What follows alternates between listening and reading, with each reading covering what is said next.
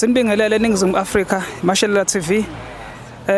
Silapha ke eMandaba la qopheke khona umlando.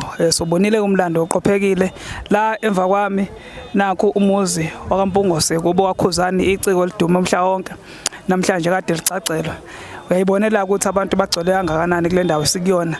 Abantu bajabulile, wonke umuntu surprised, wonke umuntu uyasho ukuthi hayi cha siyayiqala into enje asikaze sayibona.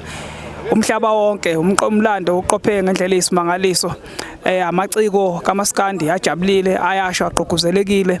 Ade sihlangano saliwe uyasho ukuthi hayi impela naye uyolungiselela uyamfaka uMamtshali emagcakweni akubo. So siyabonga kakhulu.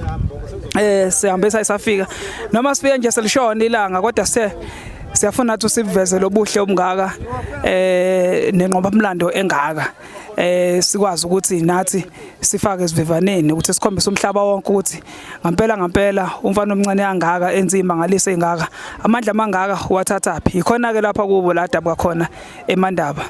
Uyayibonela ngemva kwethu imoto ebezikhona la noma ezinye seyihambile isetup yasezantsi lapha ematendeni kuhle kudelile. Sabonga kakhulu.